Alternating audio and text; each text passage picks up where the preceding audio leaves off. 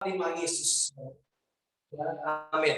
Ya, saya juga kenal Pastor Gabris Simatupang itu waktu saya masih studi kependetaan, saudaraku ya. Bapak Gembala pernah khotbah di rumah saya di Palbatu 1, dan saya kenal beliau. Udah lama gak ketemu sama Pastor Gabris. Waktu lulus kependetaan saya mulai keluar kota, saudaraku. 2008 ke Surabaya, 2012 ke Kalimantan, terakhir ke Sulawesi Selatan, Makassar, Toraja, Paluku, saudaraku ya. Dan kembali ke Jakarta. Nah, puji nama Tuhan, pada hari ini saya juga sudah menikah, ya, punya istri 1, anak 2. Jangan terbalik, saudaraku ya. Jangan terbalik ya. Saya punya istri 1, anak 2. Puji nama Tuhan. Dulu ya, saya belum terima Yesus, sekarang terima Yesus. Puji nama Tuhan. Pada pagi hari ini saya mau menyampaikan pada pagi hari ini. Puji nama Tuhan, saya punya tema hari ini adalah jangan tawar hati di masa kesukaran, saudara ya. Ya, jangan tawar hati di masa apa? Kesukaran. Saya dapat firman Tuhan, saya ambil dalam Yosua 1 ayat 9. Yosua 1 ayat 9 dikatakan demikian firman Tuhan, bukankah telah kuperintahkan kepadamu, kuatkan dan teguhkanlah hatimu, janganlah kecut dan tawar hati, sebab Tuhan Allahmu menyertai engkau kemanapun engkau pergi. Puji nama Tuhan. Firman Tuhan ini sangat jelas ditujukan kepada Yosua oleh Tuhan. Ya, kecut tawar hati adalah prinsip Alkitab yang tidak bisa ditawar. Sekali lagi, kecut dan tawar hati prinsip Alkitab yang tidak bisa ditawar. Haleluya.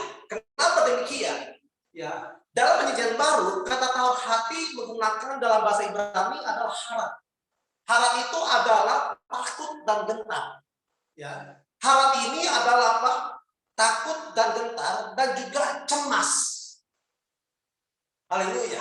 Dalam bahasa kamus KBBI, ya, bahasa Indonesia, tawar hati itu adalah ya hilang keberanian, tidak semangat, tidak menarik. Dalam bahasa Yunani, ya dikatakan EKK. EKK artinya apa? Kehilangan semangat, merasa lelah, merasa letih.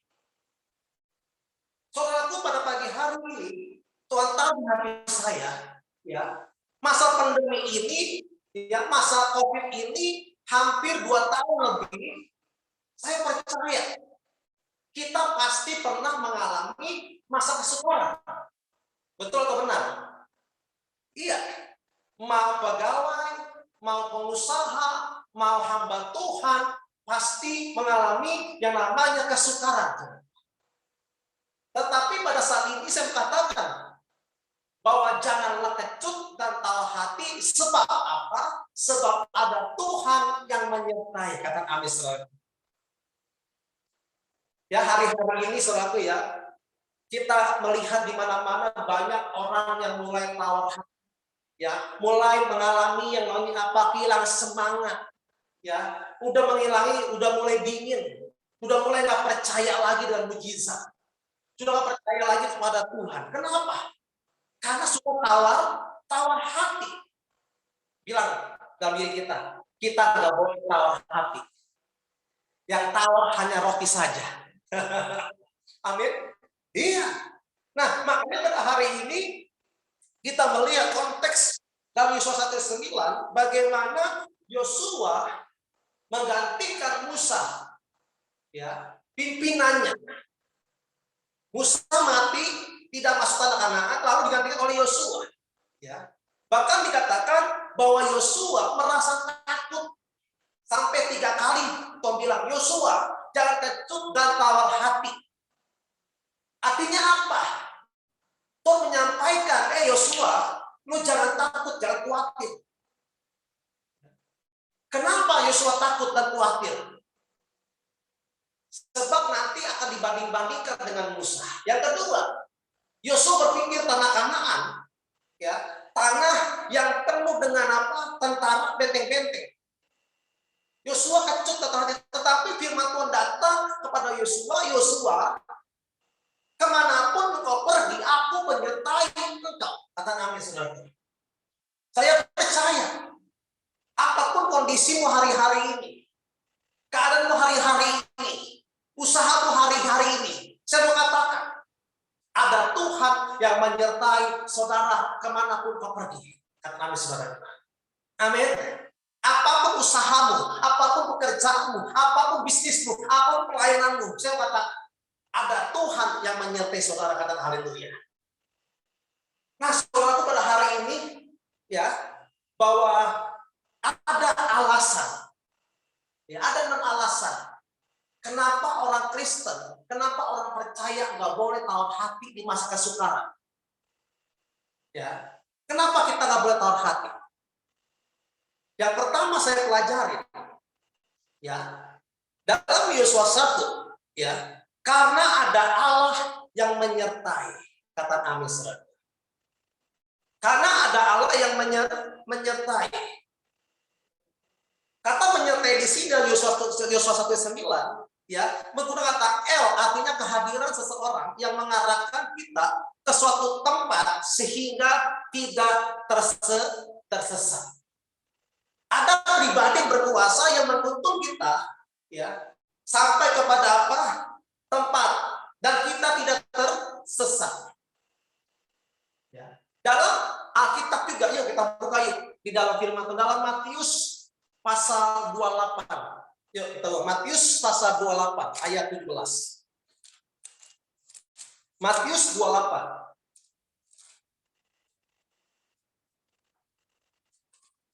Matius 28 ayat 27. Kita buka. Ayat 17. Matius 28 ayat 17.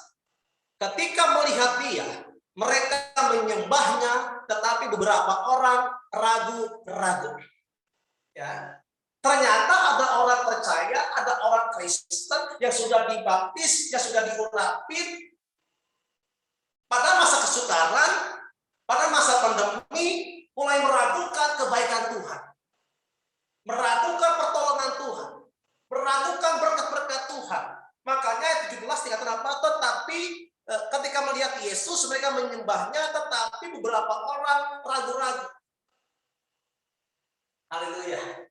Ternyata Alkitab bilang bahwa ada juga orang percaya yang sudah dibaptis, yang sudah terima mujizat, yang sudah diurapin. Waktu ada masalah, apa benar ya Pak? Masih ada mujizat. Apa betul ya Pak? Masih ada Tuhan. Saya mau katakan, ya ayat yang ke-28 kita baca ya. Dari ayat yang ke-20. Dan ajarlah mereka melakukan segala sesuatu yang telah kuperintahkan kepadamu, dan ketahuilah aku menyertai kamu senantiasa sampai kepada akhir zaman. Saudaraku, kata menyertai di sini dalam bahasa aslinya adalah meta. Katakan meta. Kata menyertai di sini kata meta artinya bersama, memihak, di belakang, memberikan bantuan. Bahkan saya katakan kata meta adalah sebagai pembela kita. Haleluya. Makanya di sini dikatakan apa? Bahwa kita tidak perlu tawar hati karena ada Tuhan yang menyertai. Haleluya. Katakan amin saudaraku. Saudaraku, saya juga mengalami masa pandemi saudaraku. Ya. Saya pulang dari Sulawesi tahun 2 tahun yang lalu saudaraku. Saya pulang ke Jakarta masa pandemi Covid. Saya pulang, saya mengalami sebagai hamba Tuhan, saya mengalami masa kesukaran. Tetapi dalam masa kesukaran itulah saya belajar bahwa saya tidak boleh tawar hati. Dalam masa kesukaran ini saya tidak pernah minta-minta sama jemaat. Kenapa? Karena saya percaya ada Tuhan menyertai. Suatu kali, saudaraku, saya uang sudah habis. Ya, saya jual emas sama istri. Beb, uang kita udah gak ada, yuk kita doa sama Tuhan. Kita jual, kita punya simpanan. Ya, saya mau gali penggadaian. Mengatasi masalah tanpa masalah. Ya, itu pegadaian tadi ya. Waktu saya berdoa sama Tuhan, Tuhan, uang nggak punya, saya punya anak 2. Waktu saya berdoa suruh pengen jalan keluar rumah, pengen gade itu emas saya. Tiba-tiba ada WA masuk. Salam Pak Pendeta, apa kabar? Siapa nih? Salam juga. Pak Pendeta, boleh kita nomor rekeningnya, Pak? Saya bilang, ini siapa? Ini teman Gera, teman Bapak. Oh iya, saya kenal, teman SMA saya, kakak kelas. Gak pernah saya kontak beliau, gak pernah saya nelfon beliau, hanya kenal lama. Tiba-tiba diminta nomor rekening, saya bilang. Gak usah bro, saya bilang. Gak apa-apa pendeta, saya mau kasih berkat buat pendeta. Saya mau jadi emas. Saya bilang, kirim nomor rekeningnya, saya mau kasih berkat buat pendeta. Saya bilang, yaudah, saya kirim, buru-buru. Ya, kalau lama-lama bisa hilang ingatan aja, ya. Haleluya. Ya, oke siap, saya kirim, terus. Ya, tiba-tiba dikirim sama teman saya 3 juta. Bayangin. Akhirnya emas saya nggak jadi digade. Puji Tuhan, haleluya. Amin. Waktu kita nggak tahu hati, waktu kita percaya, ya ada Tuhan yang menyertai semua. Makanya Yosua waktu dia tidak tahu hati, dia percaya karena ada Tuhan yang menyertai Yosua. Ya. Jadi saudaraku, hari-hari ini ya jangan lagi menyalahkan suamimu. Ini gara-gara papa sih, ini gara-gara mama sih, jadi begitu. No. Tidak ada sesuatu yang terjadi kebetulan, kata Nabi saudara. Alkitab berkata Allah turut bekerja dalam apa? Segala sesuatu untuk mendatangkan kebaikan. Jadi jangan pernah menyalahkan suami, istri, anak-anak, siapapun dengan baik. Sebab ada Tuhan yang menyertai kemanapun engkau pergi. Amin, amin, amin, amin, amin. Yang kedua, kenapa kita nggak boleh tawar hati, saudara, dalam masa pandemi ini? Yang kedua saya pelajarin ya dalam Amsal 24. Yuk kita buka Amsal 24 ayat 10. Amsal 24 ayat 10. Jika engkau tawar hati pada masa kesesakan, kecillah kekuatanmu. Sekali lagi, jika engkau tawar hati pada masa kesesakan, kecillah kekuatanmu. Amsal menuliskan kalau engkau tawar hati, kalau engkau nggak semangat, kalau engkau sudah dingin, saya katakan, kecillah kekuatanmu, kecillah harapanmu. Ya, Alkitab mencatat kalau engkau berani, kalau engkau semangat, maka besar kekuatanmu. Makanya Yesaya pasal 40, saudaraku ya, dikatakan demikian, ayat 29-31, dia memberikan kekuatan kepada yang lelah dan menambah semangat kepada tiada berdaya.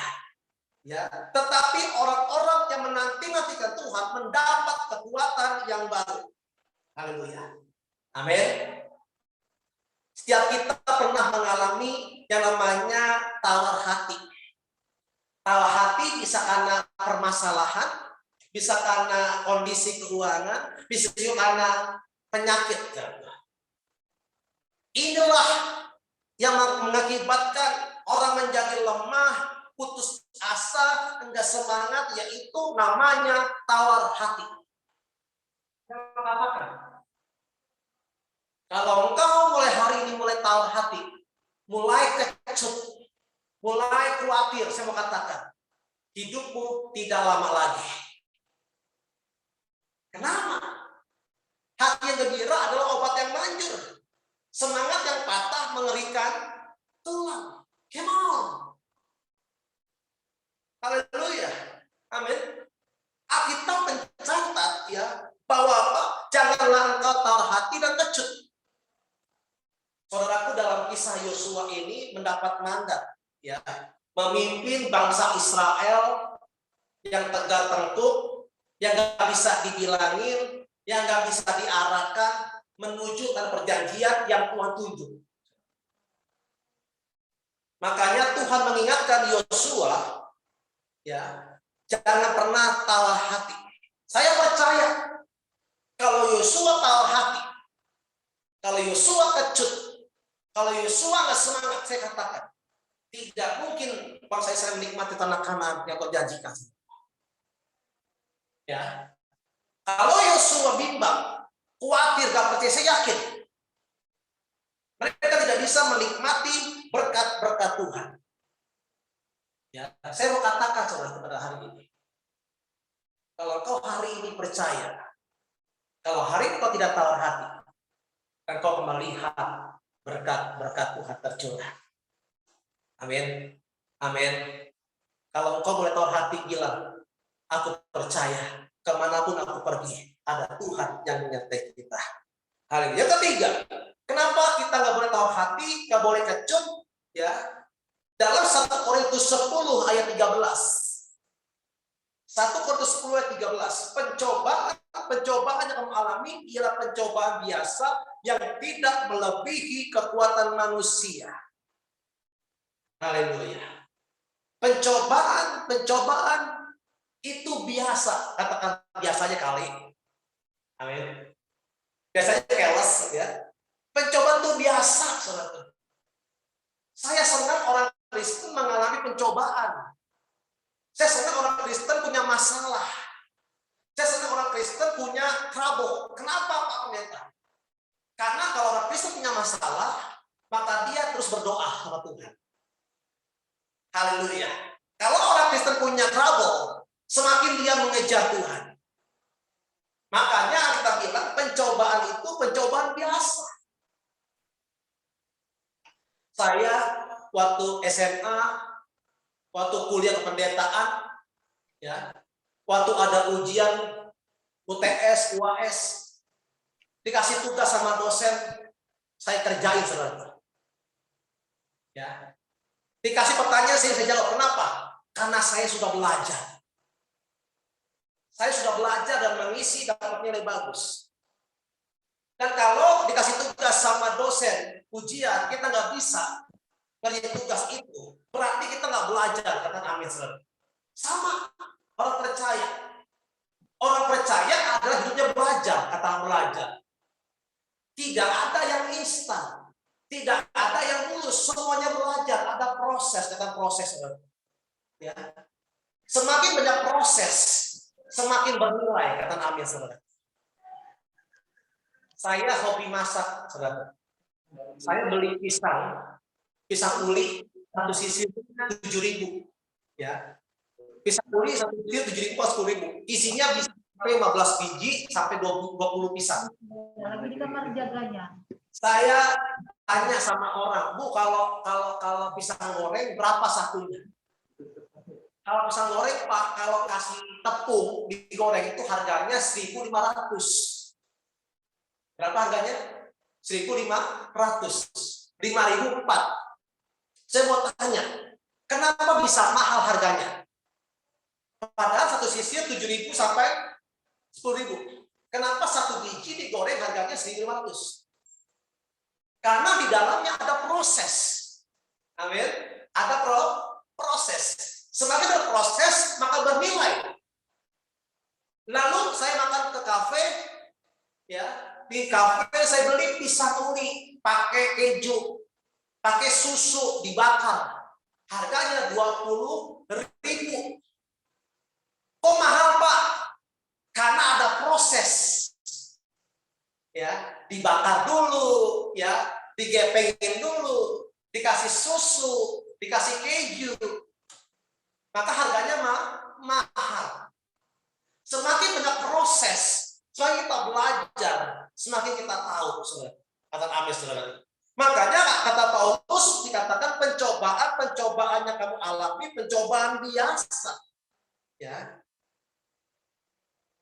Saya pernah, saudaraku, mengalami itu. Ya. Mengalami kesulitan ekonomi. Ya. Waktu saya terima Yesus, ya, saya dari kaum muslim dulu, keluarga saya orang Betawi. Ya. Saya bertobat itu SMA kelas 3. Saya berjumpa dengan Yesus. Saya berjumpa dengan Yesus melalui mimpi, jubah putih, rambut panjang, face to face ketemu dengan saya. Saya dulu punya agama sangat kuat, saudara, ya. Sangat rajin lah ibadah saya dulu. Singkat cerita, saudaraku, ya, saya punya pergumulan. Ya. Lalu saya punya mama dulu nggak ada duit, ya, nggak ada pemasukan, nggak ada income, single parent. Singkat cerita, mama bilang, "Rul, ke gereja cari Tuhan Yesus, cari Isa Al-Masih." Mama nggak punya duit untuk kamu sekolah. Mama janda. Saya bilang, saya nggak mau. Saya sudah punya agama, saya punya nabi, saya sudah punya percayaan. Ya. Lalu saudaraku, saya terus ribut sama orang tua saya, mama saya. Setiap hari ribut masalah agama. Suatu saat saudaraku, saya berjumpa dengan pribadi Yesus. Dalam suatu ketika saudaraku di kamar, saya berjumpa dengan Yesus pakai jubah warna putih, rambut panjang, saudara. Dalam mimpi itu saya menolak, saya tidak mau terima Yesus. Saya tahu, lo Yesus, lo Tuhan yang Kristen. Tetapi saya bilang, sorry, saya nggak mau. Sehingga waktu ketika Yesus datang menghampiri saya, dia senyum dengan saya, lalu menghilang. Pagi saya bangun cerita sama mama saya, "Ma, saya ketemu sama Tuhan." Kok bisa ketemu sama Tuhan Yesus? Gua aja nggak pernah ketemu Tuhan Yesus. Emang gue minta, mah? Enggak, gue minta. Ya, udah kamu pergi ke gereja. Saya pergi itu ke GBIRM, GBIRM yang Gatot Subroto di Kelail. Saya bawa lah itu uang cuma 5.000 zaman dulu. Ya, naik Kopaja 2.000, cenggo-cenggo, kolektor sisanya. Zaman dulu saudara.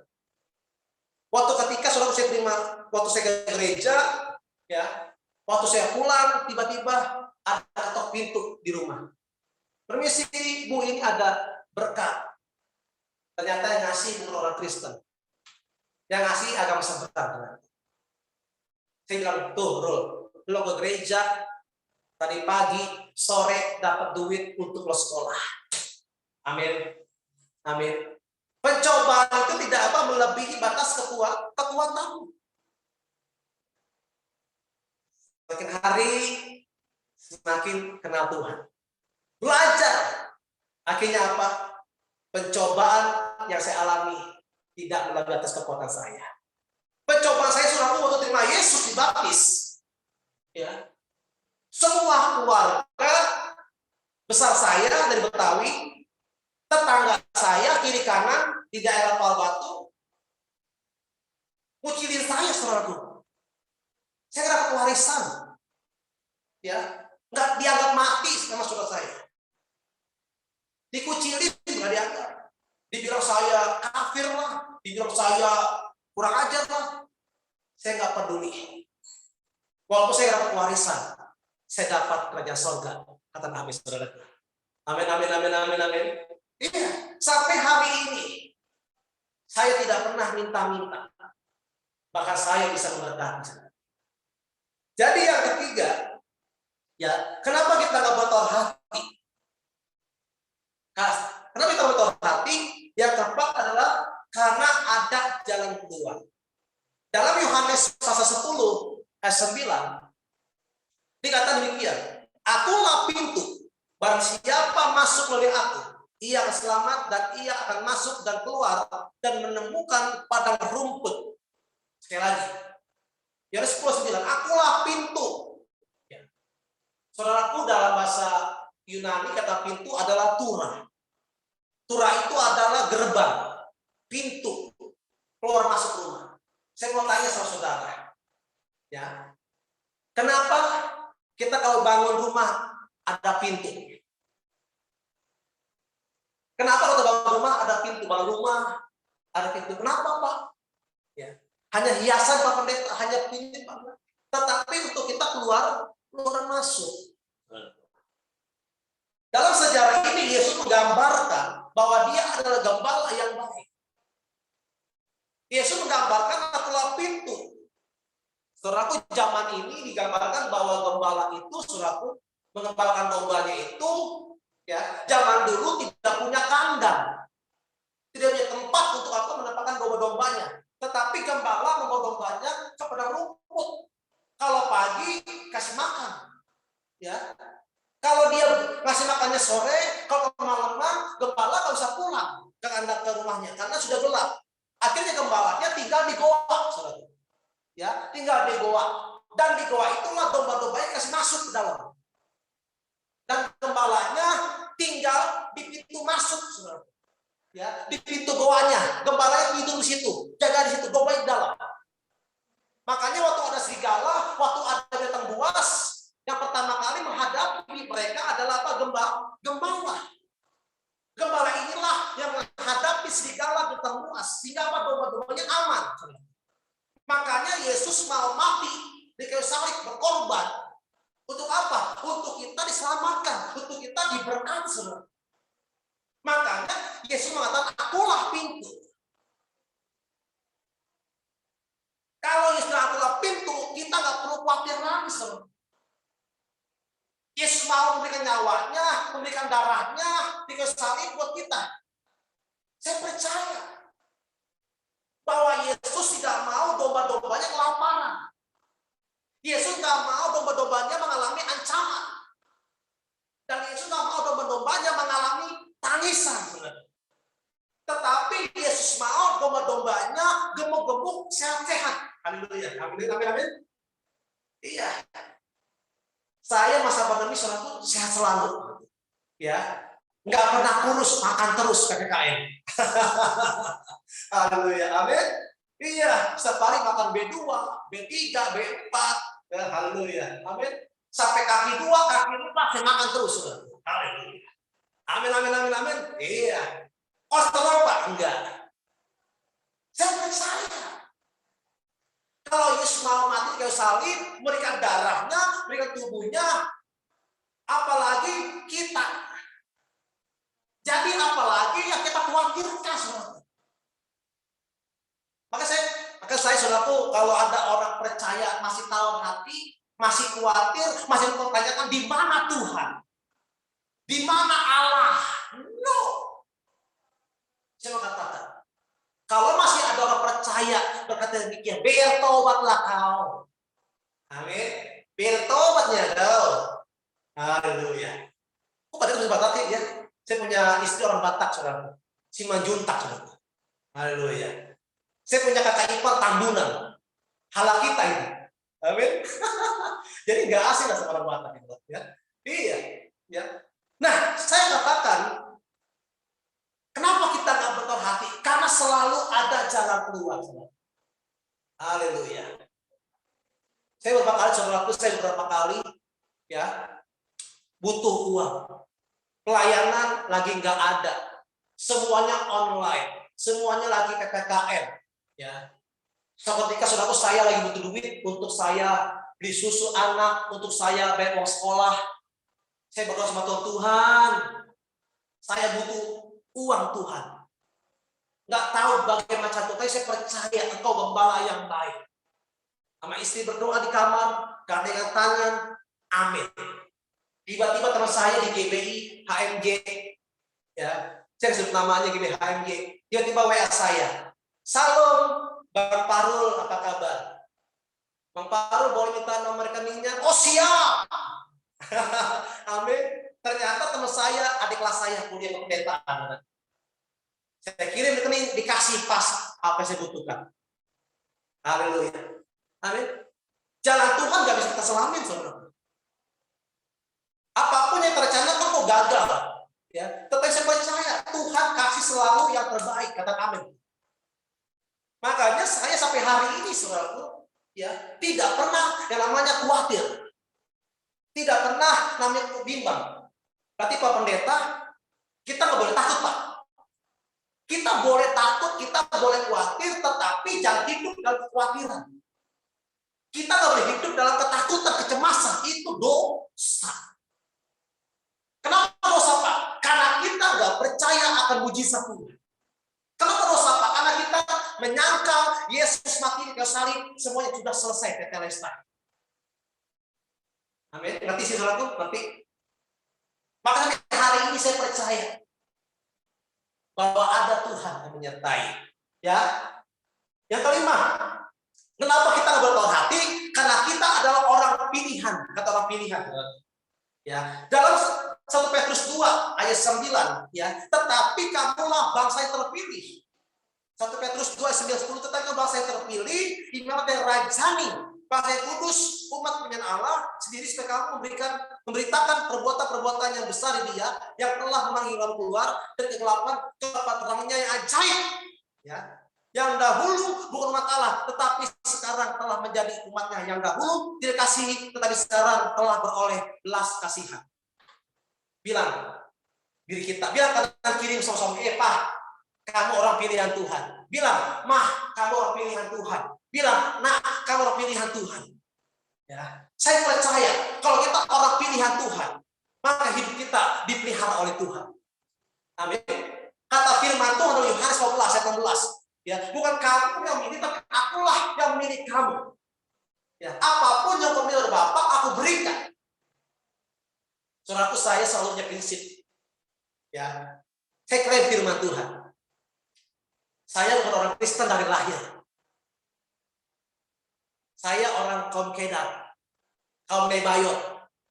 Waktu saya dipilih Tuhan, jadi hamba Tuhan, saya klaim firman Tuhan. Tuhan, kalau Tuhan yang pilih saya, Tuhan tanggung jawab. Tuhan, kalau Tuhan pilih saya jadi hamba Tuhan, apapun saya minta, Tuhan berikan. Sampai hari ini, saudara, saya mau kawin, ya, saya mau menikah, saya nggak minta-minta sama orang tua. Saya dikasih sama Tuhan berkecukupan. Saya bisa menikah tahun 2011. Ya, sampai hari ini, saudara, saya nggak pernah usahain orang tua. Siapapun. Karena saya percaya, kalau kita percaya kita orang pilihan Tuhan, kita tidak mudah tawar hati. Saudaraku, waktu kapan hari ada pilpres, ya, antara Pak Jokowi, Pak Maruf Amin, sama Pak Prabowo sama Sandiaga Uno. Ya, lalu bangsa Indonesia memilih pemilu, mencoblos siapa pilihannya. Saat itu yang menang adalah Pak Jokowi, betul? Ya. Lalu yang Pak Jokowi sama Pak Maruf Amin. Nah, waktu terpilih, diresmikan, semua akses, semua fasilitas dikasih negara sama beliau. Betul nggak? Fasilitas keamanan, fasilitas kemana-mana, aksesnya dimudahkan. Kenapa demikian? Karena beliau adalah orang pilihan. Amin. Sama kayak saudara saya, Pastor Gabe, ya, Pak Sianturi, Pak Petrus, dan yang lainnya. Ya, kalau engkau percaya orang pilihan Tuhan, maka akses di surga akan dibuka sama saudara. Akses di surga akan apa? Dicurang sama saudara. Haleluya. Sampai hari ini, saya percaya, kamulah bangsa terpilih, imamat dan rajani. Saudaraku, saya terima Yesus nggak mudah. Ya, nggak langsung percaya begitu aja. Saya belajar. Saya coba mandikan Alkitab saya dengan kitab saya yang lama, saudara. Kenapa Yesus disebut sebagai Tuhan? Kenapa Isa Al-Masih disembah sama orang Kristen? Kenapa Isa Al-Masih dikatakan Mesias? Saya bergumul. Ya, saya bergumul. Saya mencari tahu, saya tanya, saya punya guru spiritual. Saya menemukan di kitab suci saya yang lama bahwa Isa berkuasa dunia dan akhirat. Wow. Bahwa Isa itu dibawa Roh Kudus. Isa itu menyelamatkan. Lalu saya bilang ke anak saya, kalau Isa Al-Masih berkuasa dunia akhirat, berarti dia siapa? Hanya Tuhan yang berkuasa dunia dan akhirat. Dan tertulis dalam kitab suci yang lama. Dan yang terakhir, kalau saya ibadah, selalu minta petunjuk siapa jalan yang lurus. Siapa jalan yang lurus. Saya menemukan kitab suci yang lama, akulah jalan lurus. Ikutlah aku. Disitulah saya cari tahu, saya bandingkan Alkitab dan tertulis dalam Yohanes, akulah jalan kebenaran hidup. Dan saya confess bahwa benar Isa Al-Masih atau Yesus adalah jalan yang lurus. Saat itulah saya dibaptis dan saya percaya. Amin. Waktu saya percaya dibaptis, wow, masalah mulai banyak, kesukaran mulai banyak, tetapi jalan keluar selalu ada. Tepuk tangan bagi nama Tuhan Yesus. Haleluya. Yang terakhir, saudaraku, kenapa kita nggak tahu hati? Karena kita diberi kuasa sama Tuhan. Dalam Kisah Rasul pasal 1:8, ya, 3:4 di sini, saudaraku, ya. Tetapi kamu menerima kuasa kalau Kudus turun ke atas kamu. Saya percaya kenapa kita nggak bertaubat hati? Karena di tangan saudara saya punya kuasa. Amin. Kata Yosua 3, Yosua kemanapun yang kau injak, ya, tanah yang kau injak menjadi kepunyaanmu. Apa yang kau tumpang tangan, ya, apa yang kau injak percayai, apa akan jadi punyaanmu. Saya percaya. Ya, makanya kita punya kuasa, gunakan untuk kuasa Tuhan. Kamu punya kuasa, ya, dicurah Roh Kudus. Saudaraku, masa-masa pandemi ini, saudaraku, saya menggunakan kuasa Tuhan, saudaraku. Saya sebagai hamba Tuhan, saya nggak hanya khotbah di gereja, nggak hanya khotbah di Zoom online gereja teman saya, tapi saya punya anak 2, punya istri, ya, yang saya kasih makan. Ya, saya sama istri bergumul, Tuhan, apa yang saya lakukan dalam masa pandemi ini? Gereja semuanya lagi tutup, semua gereja online, semua pada kesukaran. Puji Tuhan, saudara. Saya sama istri bergumul berdoa hanya modal 500.000. Saya jual, saya punya usaha. Puji Tuhan, saya setia perkara kecil. Saya kasih itu uang, saya usaha, puji Tuhan. Saya punya usaha mulai maju, ya, di masa kesukaran saya mulai bisa cari karyawan. Amin. Artinya apa? Kalau engkau punya percaya kuasa, engkau menjadi kepala, bukan ekor. Terus naik, nggak pernah turun. Ya, masa kesukaran bukan hal yang menakutkan, tapi sebenarnya masa di mana Tuhan menyatakan mujizat. Amin. Dan semua ini, ya, kenapa orang Kristen gak bertaubat hati? Yang pertama, kadang ada Tuhan yang menyertai. Ya, kenapa kita bertaubat hati? Kenapa taubat hati mengurangi apa? Kekuatanmu.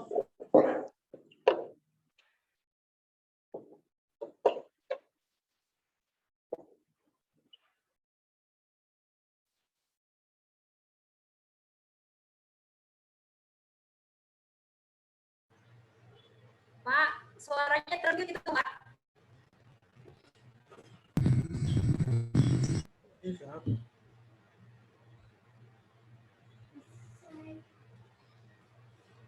Suaranya termute. Tolong suaranya.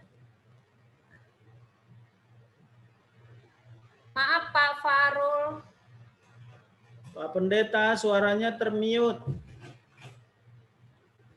Ya, sorry, ya. Ya, jadi simpelnya adalah, ayo, jadilah orang Kristen yang tidak tawar hati. Di masa kesukaran, jangan kita mulai meragukan kebaikan Tuhan. Haleluya. Di masa inilah kita mencari Tuhan lebih lagi. Ya, saya percaya kalau engkau nggak tawar hati, kalau engkau nggak dingin, kalau engkau nggak dingin, semangat sama Tuhan, saya percaya maka berkat-berkat Tuhan akan berkat. Amin. Puji nama Tuhan, Tuhan Yesus berkati, dan mari kita berdoa sama Tuhan. Bapak di surga, terima kasih pada saat ini kami berdoa biarlah Tuhan jemaat GBI KKM digembalakan oleh Pastor GB Simatupang, hamba berdoa setiap mereka dalam kebaikan Tuhan, mereka tidak kecut dan tahu hati Tuhan. Seperti Yosua, dia waktu kecut tahu hati, Alkitab menyampaikan bahwa jangan kecut tahu hati sebab ada Tuhan yang menyertai. Bapak, pada saat ini hamba berdoa setiap jemaat GBI KKM Tuhan berkati melimpah-limpah dalam kemurahan Tuhan. Tuhan berikan jalan keluar bagi mereka Bapak. Tuhan berikan mereka solusi Bapak. Aku percaya yang kekurangan Tuhan limpahkan, yang sakit Tuhan sembuhkan, yang lemah Tuhan kuatkan. Berkati hambamu Pastor GB Simatupang dalam pengembalaan GBI KKM di Jakarta Tuhan. Berikan berkat melimpah, hikmat marifat dari Tuhan Yesus bersama istri anak-anak dalam kemurahan Tuhan. Terima kasih Bapa, biar segala pujian hormat hanya bagi nama Tuhan Yesus yang diberkati, yang disayang Tuhan. Sama-sama kita katakan amin. Puji nama Tuhan, berkati kita dalam nama Tuhan Yesus. Terima kasih hambanya Bapak Farul Roji yang haleluya. Mari kita memberikan rasa syukur kita lewat persembahan kita buat pekerjaan Tuhan. Ya, sebelum kita memberi, Bapak Sianturi akan pimpin kita dalam doa persembahan. Kita bersatu dalam doa. Bapak Surgawi, kami bersyukur kepada Tuhan buat kebenaran firman-Mu yang telah disampaikan oleh hamba-Mu. Biarlah setiap firman yang disampaikan oleh hamba-Mu Tuhan boleh bermaterai di hati kami, bahkan oleh kuasa Roh Kudus yang mampukan kami, bukan kami boleh melakukannya di dalam kehidupan kami, sehingga kami tidak khawatir, tidak takut, Tuhan, tidak bimbang di dalam menjalani hari-hari kami, dalam menjalani hidup kami, karena kami percaya kami punya Allah yang besar, Allah yang luar biasa, yang sanggup melakukan segala perkara di dalam kehidupan kami. Terima kasih Bapak yang baik, sebagai ucapan syukur kami memberikan persembahan. Biarlah Tuhan memberkati setiap tangan yang memberi, berkati berlipat kali ganda di dalam pekerjaan usaha apapun yang kami lakukan. Tuhan yang memberkati, secara khusus buat hamba-Mu yang sudah menyampaikan firman-Mu, Tuhan memberkati hamba-Mu, Tuhan berkati pelayanannya semakin dahsyat luar biasa memakai hamba-Mu, Tuhan berkati keluarganya, Tuhan berkati dalam setiap hari-harinya penyertaan dan pemeliharaan Tuhan nyata bagi hamba-Mu. Dalam nama Yesus kami bersyukur bagi Tuhan. Haleluya. Amin. Amin. Bapak Ibu, persembahan boleh ditransferkan ke rekening bendahara